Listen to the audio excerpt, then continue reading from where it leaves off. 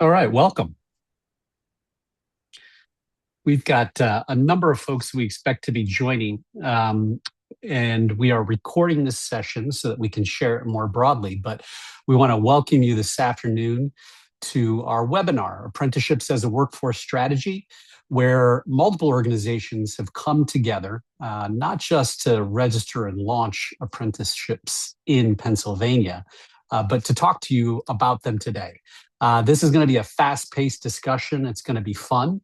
I am Dean Miller, the president and CEO of PACT, one of those couple of organizations you're going to hear from today. I'm your MC for the day. And we're really excited to be a part of the registered apprenticeship growth movement, which, if you don't know, is going on around the country. You're going to hear more about the national scene in just a few minutes.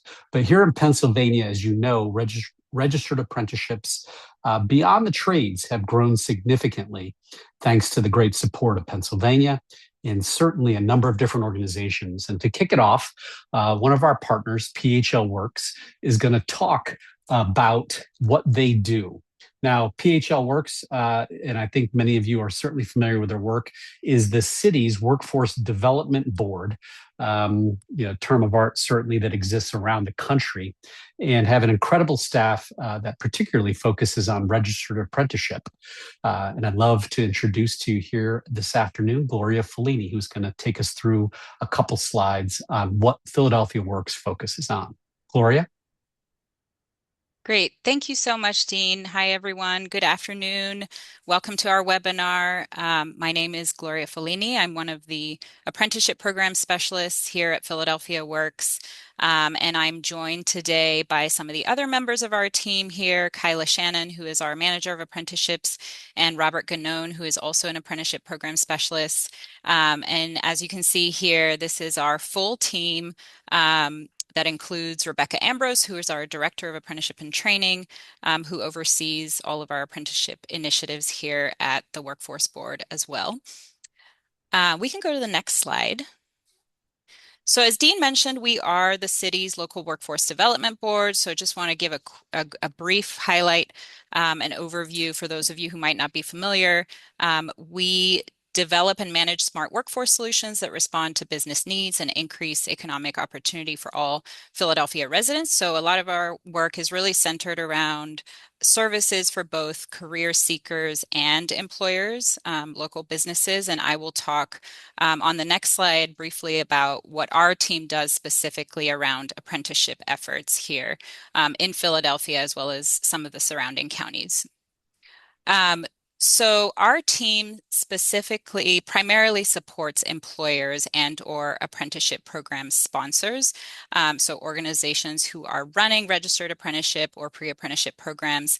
And we do that in a few different ways. So one of the main things that we do is we provide technical assistance for apprenticeship program development. So employers who are interested in creating apprenticeship programs. And then with that, we also help guide employers through the registration process of that program. So the registration process is overseen by the Apprenticeship and Training Office at the state level. So we work very closely with the team there in helping sponsors become registered apprenticeship programs. And then as a workforce board, we also connect registered programs to various funding opportunities. So that is something that we often have discussions about once programs are ready to launch. We also offer different connections to different partners across the region. So that's something that's very much needed when creating an apprenticeship program. And so we offer that as well. And then lastly, we do a lot of outreach and assist with recruitment efforts as well. So again, when programs are getting ready to launch, we assist and support with the recruitment of apprentices also. We can go to the next slide. So wanting to just give a very quick overview of what the apprenticeship model looks like. So if you're joining and you're new to apprenticeship, apprenticeship is a job from day one. So it is full-time employment that combines on-the-job training, related classroom instruction, and mentorship. It is an employer-driven model, so it's really designed by employers to train employees in specific high-demand occupations. So again, a paid job combines work-based learning with classroom learning. And then a registered apprenticeship program is also requires that apprentices are paired up with a mentor who guides them through the apprenticeship program throughout the entire duration of the program. And then the idea is that once an apprentice completes their program, that they leave with an industry recognized credential, so something that they can take and use across the industry. Wanting to also highlight some of the benefits that employers see in utilizing the apprenticeship model. So one quick thing I wanted to mention is sort of where we're at in Pennsylvania when it comes to registered apprenticeship programs. There are currently over 1,500 registered apprenticeship programs in Pennsylvania alone, and that number is growing. I think at this point we're well past that in Pennsylvania. And so I say this to say that programs historically, I think Dean alluded to this at the beginning, have been historically associated with building trades, but we are seeing programs become registered in all different types of industries, which include healthcare and technology that you'll hear about today, and education and agriculture and lots of other industries as well. Employers who utilize apprenticeship tend to see a 90% employment retention rate. So apprentices who are going through an apprenticeship program and complete it are more likely to stay with their employer. So that contributes to decreased staff turnover. There's a 91% improved pipeline of skilled workers. So apprentices who go through an apprenticeship program, that's where you see increased productivity and they're just generally highly skilled individuals. And then lastly, for every dollar invested by an employer in an apprenticeship program, there's $1.47 on average return on that investment. So these are just some of the quick highlights that we know are benefits to employers when utilizing this model. And then lastly, before I turn it back over to Dean, I wanted to highlight ApprenticeshipPHL. So our team here at Philadelphia Works manages and coordinates a regional collaborative called ApprenticeshipPHL. We're a network of over 100 members, I think, at this point across the southeastern PA region. And the goal of this collaborative is to increase and align registered apprenticeship and pre-apprenticeship programs for the benefit of residents and employers. So again, we work to expand and grow registered apprenticeship in this region. So our work doesn't just include Philadelphia, but we also span Berks, Bucks, Chester, Delaware, and Montgomery counties as well.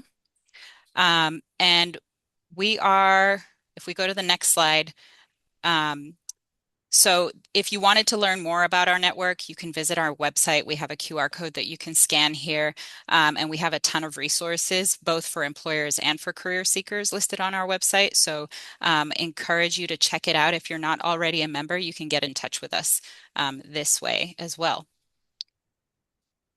Gloria, thank you so much. Yeah, back over to you, Dean.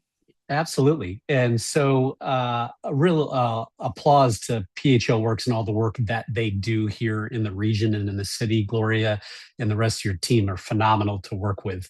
We're going to, by the way, take questions at the end. So please drop them in chat. We'll monitor those. We'll also have some time to come off mute and talk questions as we proceed. PACT as an organization is a membership association that had been around for 35 plus years. And our members are hundreds of employers, tech employers in this region. Apprenticeship is all about finding people for real high demand jobs. And you're going to hear from some apprentices in just a few minutes about their own path as well as an employer. But before we do that, we wanted to introduce Apprenti. PACT's Apprenti program, which we have deployed here right in Pennsylvania, Shout out, by the way, to Chelsea Piniero from the state, who we work with to get our program registered. I know, Chelsea, you're on here today. But our Apprenti program is part of a national organization. In fact, the number one registered tech apprenticeship program across the country. We brought it here to Pennsylvania, to Philadelphia specifically, because it's that good. And we have now registered 2 occupations right here in PA. We already had application developers registered. You're going to hear from one application developer apprentice today. And we also just registered our cybersecurity program, which we are looking forward to bringing on employers. So we have 2 registered occupations here in Pennsylvania. Apprenti is an organization started on the West Coast. And joining us today is Jen Carlson, the founder and CEO of Apprenti, who has scaled this program from its humble beginnings to a national powerhouse in registered apprenticeship. Jen, welcome here today. Can't wait to hear from you, and really excited that you're able to share a little bit of what you have done with Apprenti nationally for the employers here on the call today. Thanks a lot, Dean, and we really appreciate being invited, and thank you to you and Gloria. Gloria, great introduction to apprenticeship, so thank you very much. And we've really enjoyed working with the state in getting this launched. As Gloria pointed out, this has historically been a predominantly building trades product in the United States. But to note, it's worth saying that that is not true elsewhere on the planet. We're a little bit behind as a country in that Europe and Asia have been leveraging apprenticeship for 70 years in all sectors. And so we're kind of playing catch up on that front.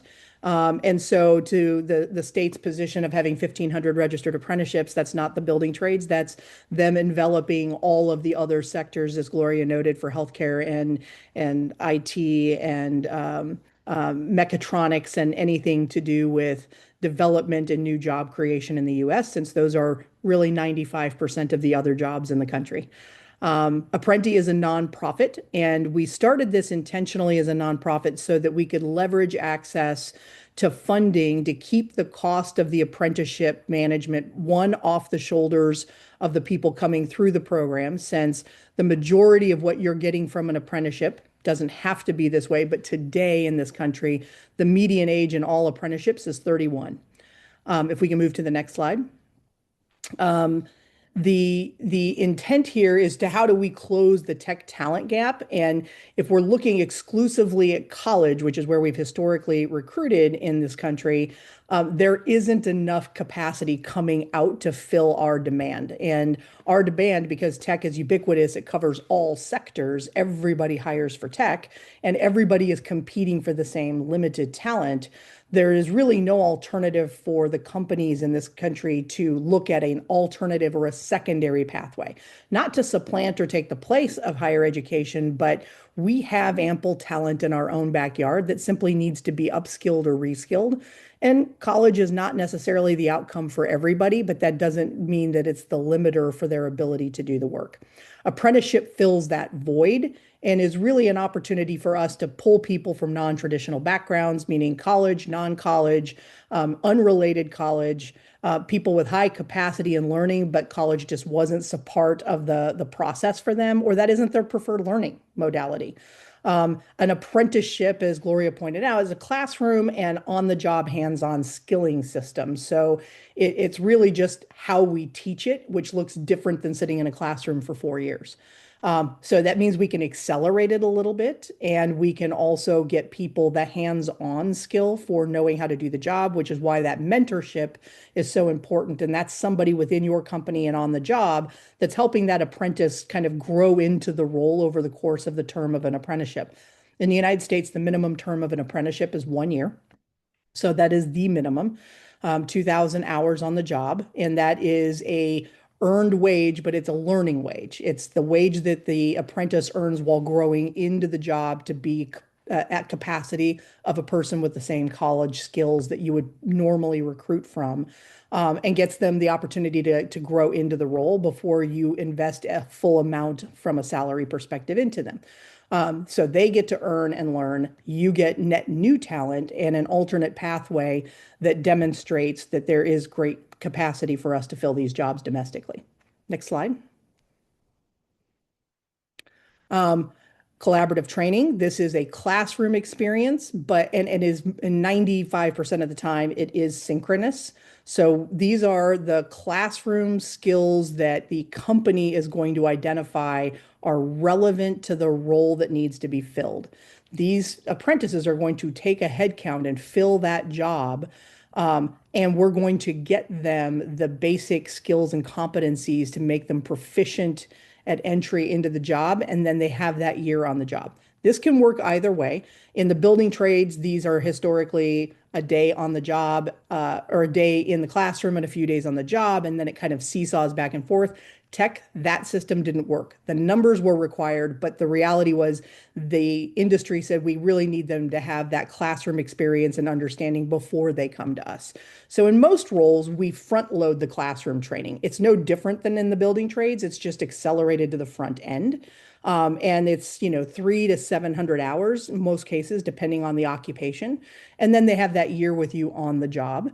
That's the hands-on learning portion. While they're in that hands-on learning portion doing the skill, the mentor experience is the person on the job that they work with or the team that they're on who are overseeing that person's work and giving them kind of that mental support and capacity building so that they stay functional in the role and grow into it and just become a seamless part of the team. Next question or next slide. This can be done in a number of ways. The way we constructed Apprenti allows us to source talent for you as a company. We will do skills assessment on math and logic and critical thinking. We pre-screen them. We can curate those cohorts of talent domestically and locally to where you are, and put those people in job with you. And you're, as an employer, the final decision maker. You do a soft skills interview with those folks to determine who you're sponsoring into the apprenticeship. But the alternative is also optional, and this is an upskilling opportunity within your own staff. So if you say, I have customer service people, and rather than a layoff or rather than having to look for net new talent, I want to upskill people out of one role and into a new role. Apprenticeship can be used either way, to create net new or to upskill people into better roles within your organization. And the company can, in fact, influence who is going to do that. You can select who is going to do that training if you already have a preferred training provider. All of those things can be massaged employer by employer or geography by geography. One of the advantages for why we do this the way we do it and built it is that there are standards both at the PA level for the state, but there are also federal standards, and there are more occupations available than what's currently on the table in Pennsylvania. That's just based on demand, but there is an infinite capacity to identify roles down the road that you would like added to this portfolio that we can fill jobs for so that you are getting the talent that you need. As Dean pointed out, software development, cybersecurity are currently the ones on deck, and cyber is the latest expansion of that. That does not limit you to only those two roles. Next slide. And then from an impact perspective, as I said, the median age in this is 31. So as we talk to employers, the number one question I get is, how do I know what I should be looking at for an apprenticeable role? And the reality is any role that has either a requirement for a level of certification, any role that you have difficulty filling in under 3 months, and any role that you have a broader difficulty filling because the skill set isn't in the market at the level that you need it, because we can tailor the training, we can identify and train the talent for an exact delivery date so that you know when they're coming and it's not lost productivity. And we can reduce recruiting costs by pulling people from the market and screening them and bringing them to you. Anything that fits into those specs are really jobs that should be considered for apprenticeship. If you are spending or losing productivity, spending a lot of money trying to recruit talent or paying to recruit talent that takes months to do in a middle skill to lower job. And I say middle skill because this is not about IT support pro. While we can do that, This is, as you're going to hear from some of the apprentices here, software development, data analytics, cyber analytics, AI. We do AI fundamentals for all roles. These functions can be taught at a level that get people into the job, and with that mentorship can fill middle skills jobs, which are the ones our industry finds the hardest to fill, the one we've put the college degree and that preferred 3 to 5 years of experience on. Because you're bringing in people with 31 or an age of 31 on average, these are people who have 10 years of other living experience. They have other ideas in their head. They're going to look at things differently, but there's a maturity there, a ready and a willingness to work, and they have a better sense and idea of what they want to do at this point. And so this is an opportunity that they're taking to shift their direction in life and improve their economic mobility. And at the same time, taking this as the opportunity to prove to you that the college degree may not have been the only delimiter that would have helped them be in the job. And to help you see that a skill set can be brought to the table that has transferables that you can utilize inside your company that may not have been tied to a college degree. As you can see, high retention. Continue. That's fine. High retention. Next slide. We have currently, I think, 200 employers that are apprentices on the job. We have 370 right now that are in our program that work with us across the country. It's about half small companies and half Fortune 500. It's one extreme or the other. Everybody is looking for talent, and so there is no ideal company size other than your individual cost per person can come down when you're large. You're looking at larger numbers, but we can also consolidate cohorts to help with the modeling of those occupations to keep the costs in line for development and training. Last slide. Dean has done a great job in talking about what the demand is for cybersecurity, and Dean knows well that that is only one function and that cyber tends to straddle a large number of jobs. It isn't exclusively a single job. It has got huge growth potential, and obviously physically where you are, these are jobs that straddle all sectors, from life sciences to traditional tech to retail. Everybody is being threatened from a cybersecurity standpoint. And you, both geographically in Philly with the businesses that are there, as well as in that region, the DoD and other contractors that are in that space, are physically in a location that has an exceptionally high demand for cyber right now. So to the degree that you have those in that region, great. That doesn't limit you, though that role is occupationally available everywhere in the United States, along with the other occupations that Dean can share at a later date that are available, filed, and approved elsewhere. Dean? Would you like to jump in on Philly's workforce? You're on mute. Sorry about that. Sure. All right, I'm back. Jen, thank you so much. If we can go to the next slide while I'm talking, just so that people can use QR codes. By the way, these slides will be shared with all participants today, as well as those registered. As I mentioned, we're recording this session today. So if you missed something that was really chock full, don't worry, you can go back to it. You can share it with a colleague. We really, I don't know about you, but I get so fired up and excited when I talk about apprenticeship and registered apprenticeship in particular. And Jen has been an incredible partner. Apprenti has been an incredible partner to us as PACT, as you heard, to hundreds of employers in every state in the country, including the Department of Labor at the federal level. I can't emphasize it enough. We're talking tech today. On the horizon in Pennsylvania will be life sciences jobs as well as HR jobs. So there are real opportunities across many different skills to apply apprenticeship. And I'll add one more thing on that front. We talk about, and Jen talks about, untapped talent. That is another indication for using apprenticeship, is identifying and training and supporting untapped talent. Jen, like PHL Works, has an incredible team. Joining today on the screen is Becky DeMatis, who is really a close partner, works to identify employers, works with employers, onboards employers, and we couldn't be more thrilled to have, again, Apprenti as a partner and all the talented people that are part of that. let's hop forward 2 slides. We're going to get into a conversation. We're at about halfway through the session. For about 15, maybe 17 minutes, we're going to have a conversation with a couple individuals that I'm going to introduce. Again, use the chat function for your questions. And at the end of our conversation, we'll certainly also come off mute, encourage you to come off mute to ask questions. We have an awesome group here today. You just heard from Jen. Jen's going to stay on the conversation. But we're joined here today by Carlos Aponte, who's the founder and executive director of We Love Philly. More on We Love Philly in just a second.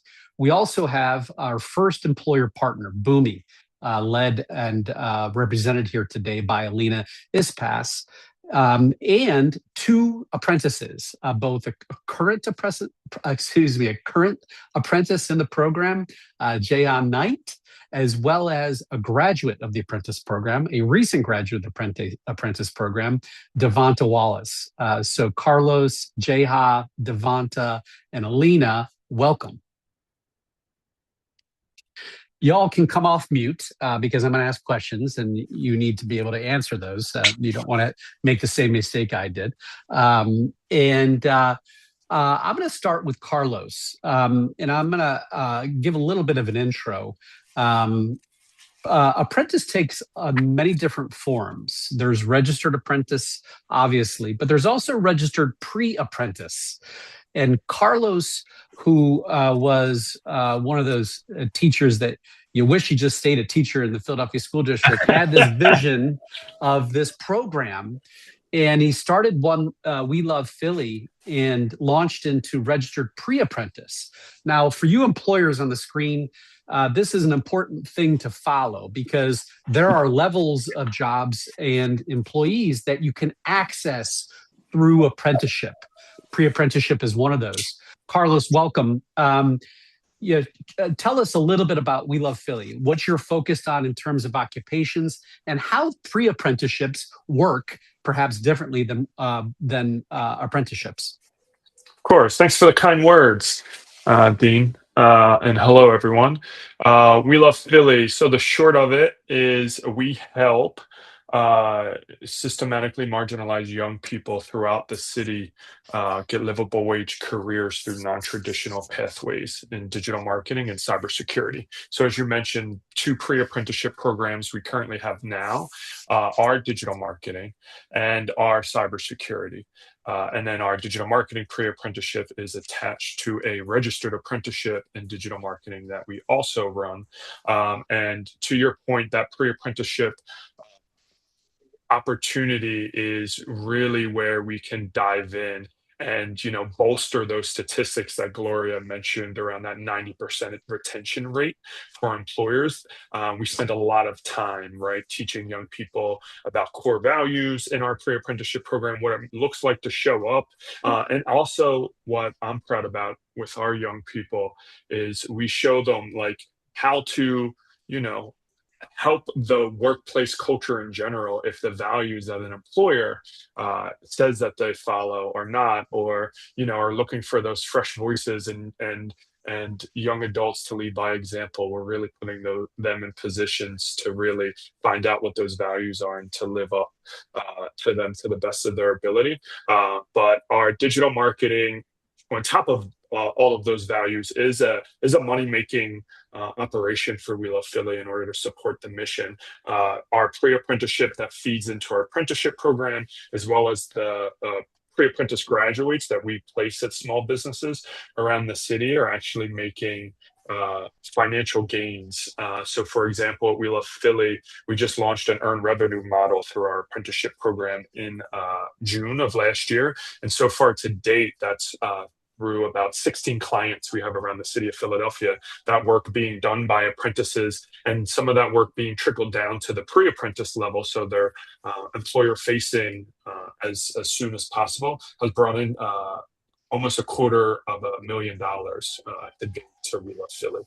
Wow. So when we talk about that real hands-on learning, and those real opportunities for young people to, and especially these young people who their brains are so adaptable, right? They know how to use these AI tools. They're not stuck in their ways of like, hey, this is how we did things. Like, this is how they've always done things.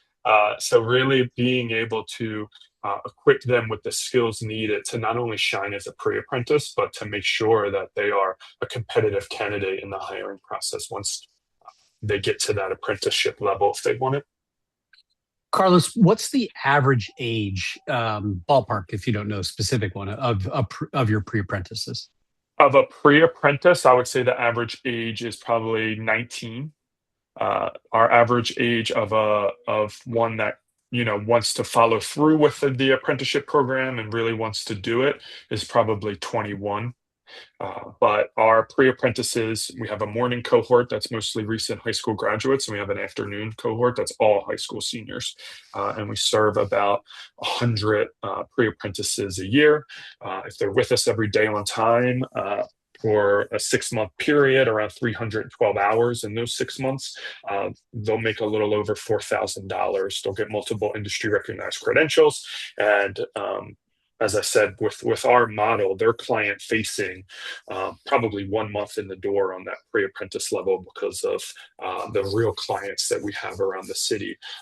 And yeah, we just landed our first cybersecurity client as well. So we're really trying. Thank you. I'm excited about that. We're really, trying to find the people on the ground in Philadelphia, like you, sorry, Jennifer, I remember, like Jennifer laid out, right? Cybersecurity touches everywhere.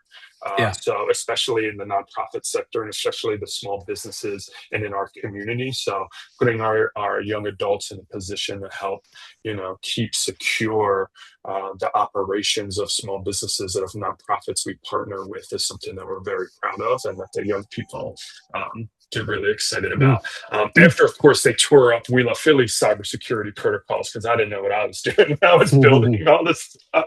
So yeah, it's been a full circle, awesome experience. For the employers on the screen, helpful to remember, that Jen talked about registered apprenticeship as an average age of 31. Carlos is talking about an average age of 19 to 21. So you think about the kind of ability to access different talent pools for different jobs. Pre-apprenticeship can go at certain jobs versus apprenticeship. Sometimes the way I like to think about it is that the apprenticeship level positions oftentimes are the equivalent of that 4-year college degree student coming out, whereas pre-apprenticeship is a little bit before that. But for everybody on the screen, it's important to know that we, as a program, work closely with Carlos because the individuals that go through Carlos's program are great candidates for the apprenticeship programs. So again, this is a real collegial environment. And as employers recognize that there are a host of different organizations really supporting this work. In fact, Josh Park is on the screen from Perscalis, who's one of the leading providers of training. So Josh, appreciate you joining here today. I'm going to pivot over to the employer side. Carlos will come back to you. Alina is with us. Alina is one of the executives at Boomi. If you're unfamiliar with Boomi, Boomi is a private company based here in the region. It's a technology company, a powerhouse. This is a company that is global in scope that started right here in Conshohocken, Pennsylvania. Alina does quite a number of different things at the organization, is based here in the Philadelphia region, and actually is an immigrant from Europe. Who Jen Carlson talked about how Europe is one of the leaders in apprenticeship in the world. Alina, share a little bit more about kind of what you do and what Boomi does, just briefly. Sure. Yeah. So our bread and butter has been integration, connectors, so things that bring things like your apps or your systems behind the scenes for companies, bring them together. And so probably not something you'd come across in your day-to-day life, although you're probably using it. You just might not be aware of it. Again, our thing is to work behind the scenes, but provide value. And then what I do within the company is I work on product operations. So working with our organization of product managers and engineers to make sure that, all blockers are removed. They are organized and heading in the same direction. Anything that we roll out at the org level, which is about 800 people, it's my job to make sure that is rolled out properly. The communications are there. Everybody's enabled. Everybody's on board with what we're doing. And so this has a lot of ramifications, not just on how we work as an org, but how do we build our products? How do we tell our account executives how to sell our products? And how I came across PACT and have been doing work with Apprenti and PACT is that the gentleman I work for, who's our Chief Product and Technology Officer, is on the board of PACT. And so he was committed to bringing on apprentices, investing in them. And as a result of that, I then got looped in to make sure that we were doing this at the org level and we weren't just cherry picking a team or doing a small effort, but rather put out the ask across the entire organization to say, hey, who needs help? Who is interested in mentoring and bringing on an apprentice, which is how we ended up with the 5 apprentices we have today. Alina, and it is 5, by the way, just so everybody knows, which is incredible. I want you to talk about the need that was being filled. But before you do that, the Boomi story, which there are many of similar here in this region, is incredible. Again, from startup to massive global organization. By the way, Alina, it's not a secret anymore because CNBC had an individual mention Boomi yesterday as one of the top tech companies. And it was only about 3 companies they mentioned, and Boomi was one of them. So, the reputation grows and obviously the organization grows. As you have that growth, what was the need that you found within Boomi that was kind of hard to fill? And maybe talking about some of the Jen Carlson models for where apprenticeship can be helpful. Yeah, so we have a lot of teams. When we looked at our org across the whole org, we realized that we didn't have enough junior talent in there, right? So we're very kind of middle management, senior folks heavy, and we didn't quite have the pipeline that we needed and wanted to support that top heavy org, right? So we looked at what are the ways that we can increase the number of folks that we can then have a path to being senior leaders and managers for. And some of those entry level roles, I think by default we just go to college programs, right? Internships, et cetera. But we want diversity of opinion, of background. We don't always just want folks with a college degree, right? And I think this was an opportunity to bring that diverse perspective in, to bring them in knowing that they had a level of training before they started enroll with us, which is not something you would get if you were to go to a college graduate or an intern. They would start pretty fresh without any training. And so this was an opportunity that we saw to not just invest in the community and an opportunity to give back, but really an opportunity to make an investment in ourselves, right? And know that, hey, we brought in these candidates, we got to interview them, select them, and then invest in them. And they're now panning out to be great additions to the team. Alina, registered apprenticeship within tech is still relatively new. Mm-hmm. Was it were there people concerned about it in the organization? Like, what are we doing? What's this registered apprenticeship thing? I don't know if they were concerned necessarily. I think they were curious, right? I think it was, we have tried other apprentice programs in prior years. It was before the time I joined the company. So I'm not super familiar with what happened, but I just know that was a little bit of the reluctance initially is, do we have a clear path for the apprentices that we're bringing on board? And I think that's what was different this time is that there was the training involved before the individuals joined the team. We put everybody in roles that there was a need for. So we didn't just create roles for apprentices, but we looked at the org and said, where do we have the need to have junior talent join a team? And so that ensured the continuity that, again, just like creating a role from scratch, it's a little bit, you don't always know, like, will that role need to be there in 6 months or 12 months? But here we knew that these roles were needed. And so I think that really helped. And I think it also gave an opportunity to managers that maybe otherwise, had to go had to meet a pretty high bar for the business case to bring somebody on, even though they had the need. We do still have a pretty high bar for adding headcount to the org. But by being a part of this program, this also gave them a higher likelihood of getting that headcount accepted and added to their team. So I think once they got that insight, they were a lot more supportive about it. And again, as we talked about, like what the role does Apprenti play into this, they were able to interview everybody. I think that gave them more and more comfort with doing the program. Amazing. Alina, your story is not unique, as you saw, nationally or even in this area. And one of the things we find sometimes is that employers that are not known as tech companies or big tech employers can really benefit. Boomi is an increasing reputation, obviously, as a technology company. But one of our other employers is Independence Blue Cross, which has a big tech team.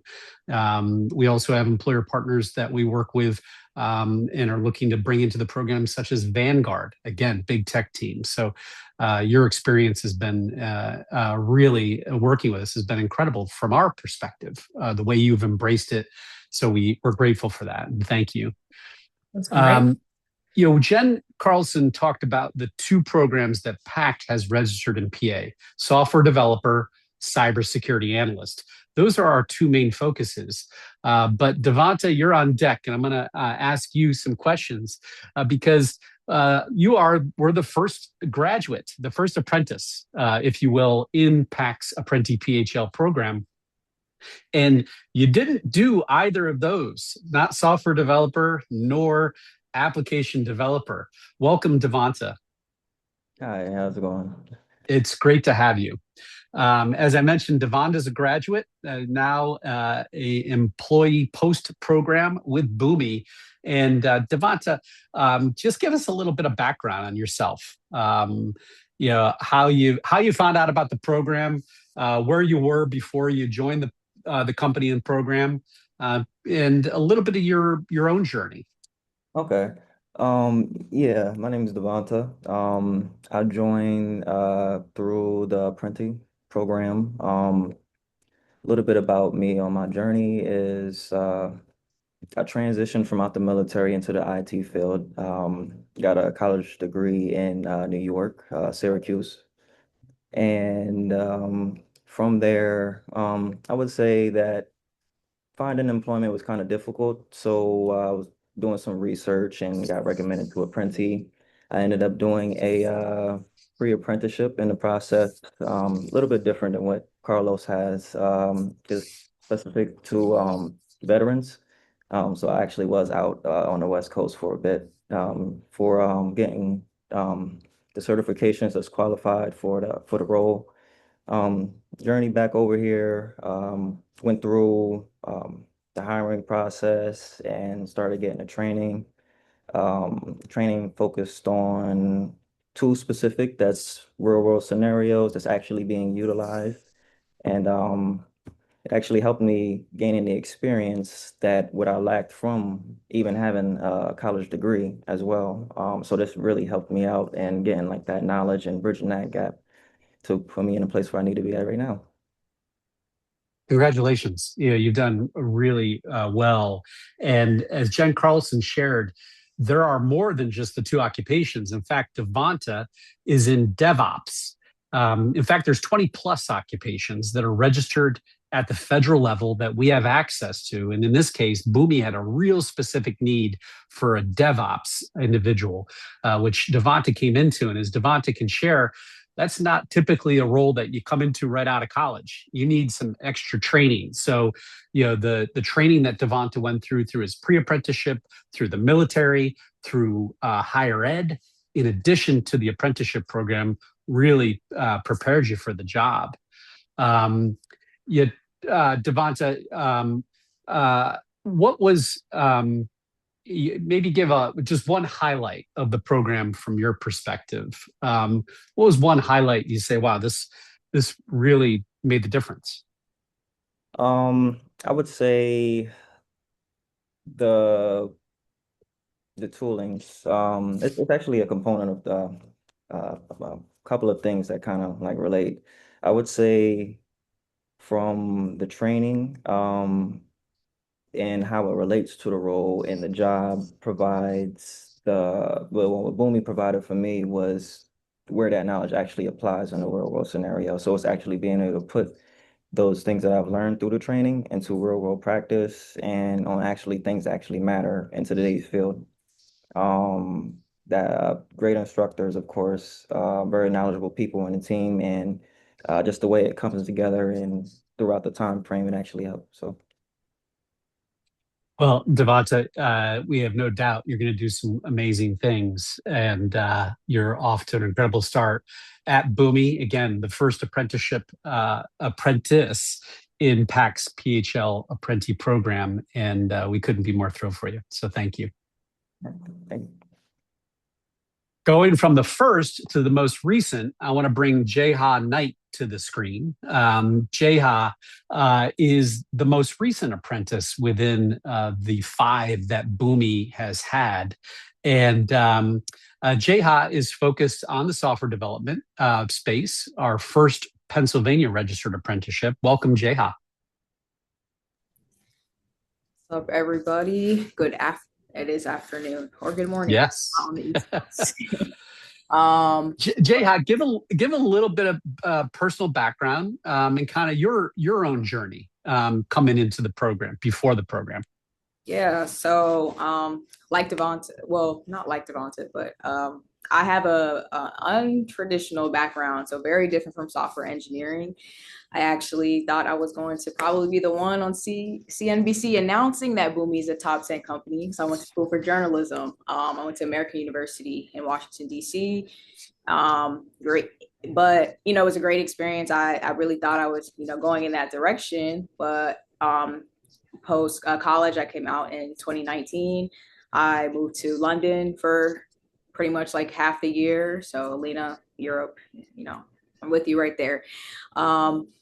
But it was a strange time because as soon as I transitioned from Europe back to the United States, COVID happened, which, completely derailed kind of, my plans as far as, what I wanted to do for my career. So at the time, I had to do some pivoting, and I was like, okay, what direction do I want to go? I'm naturally a creative person, but I was like, hey, like tech is clearly the way to go because everyone is sitting on Zoom. So, I'm pretty sure that's the direction we're going to keep going here, in the US. So I ended up actually starting in UX UI design, which is essentially, if you're looking at any app or any website, there's people that design that.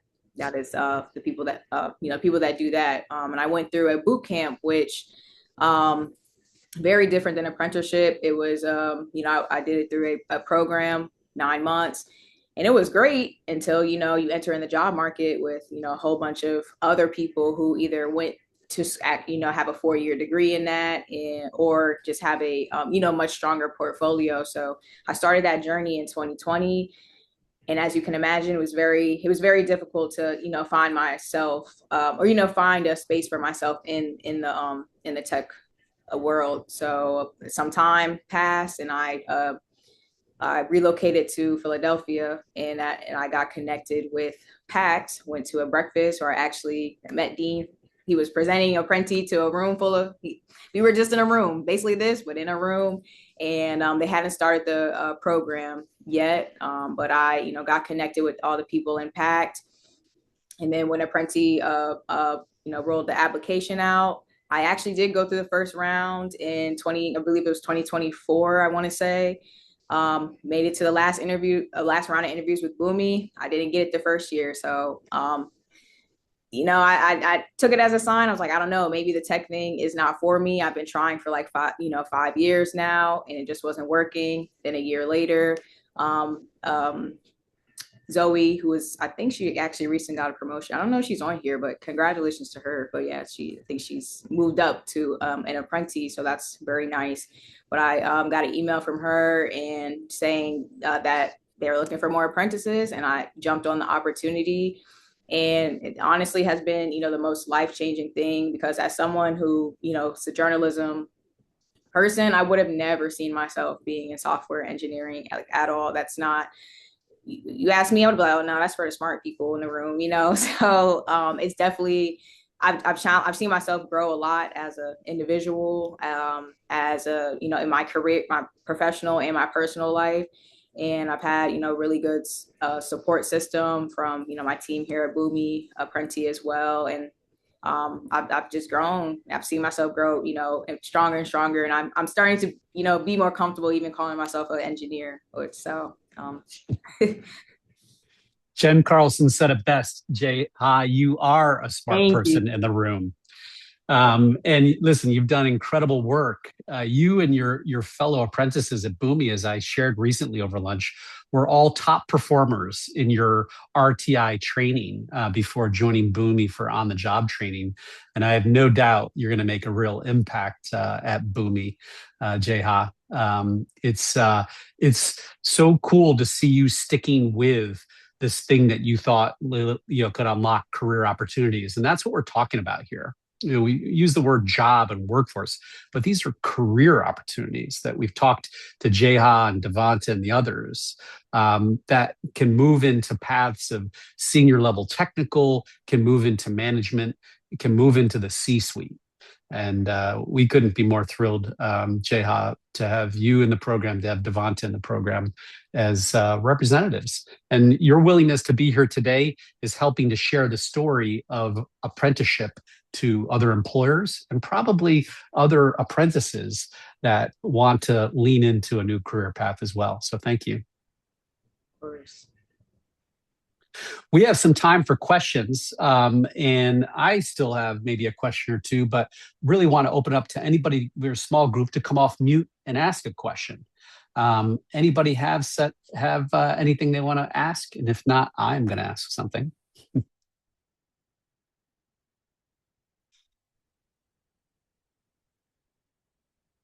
Going once, going twice. All right. Jen Carlson, I'm going to come back to you.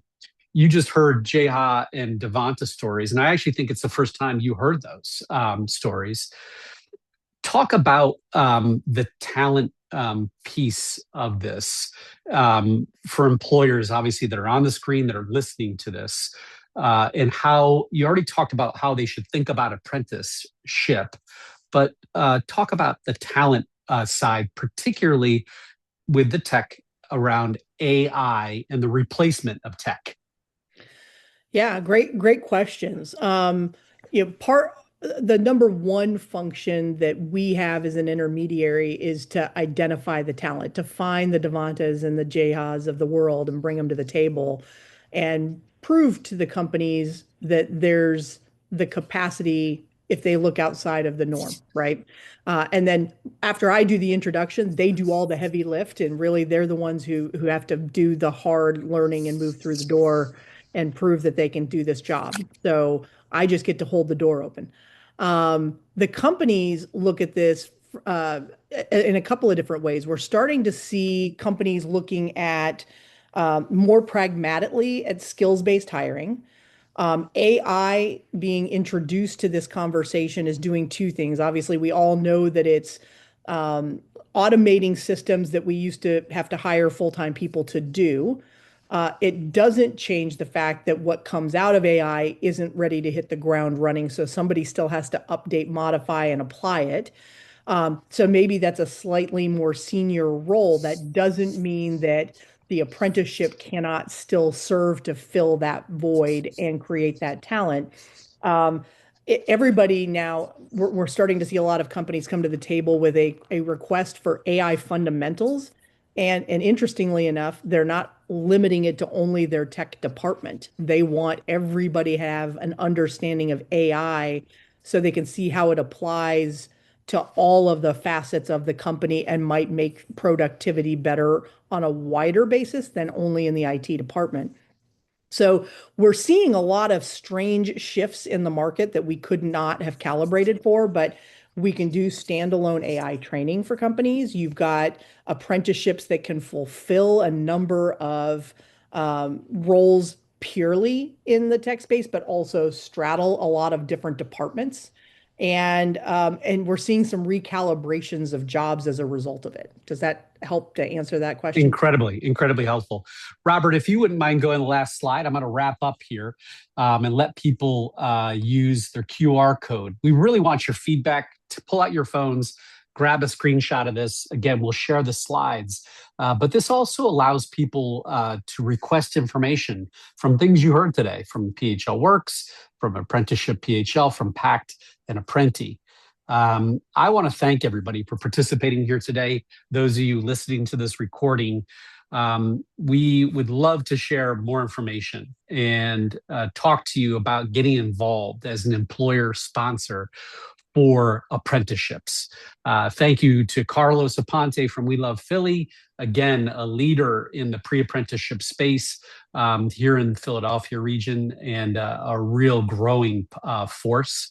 I want to thank Jen Carlson for spending time with us. Again, the founder and CEO of Apprenti, the nation's largest and most established tech apprenticeship organization, registered tech apprenticeship organization. And to our partners at Boomi, to Alina Ispas, one of the executives at Boomi and one of the sponsors of this program internally, and certainly last but not least, our apprentices, apprentice graduate Davonta Wallace and current apprentice Jaha Knight. We are thrilled to be a part of this growing opportunity. That's what it is. It's a growing opportunity for net new employees, but as Jen said, also for upskilling and reskilling current employees. We'd love to talk to you more about the programs that we have and the opportunity to take your team to the next level. Thank you for being here today. Thank you to PHL Works, to ApprenticeshipPHL, and once again, to Apprenti. I'm Dean Miller and wish you a great rest of your day. Thank you.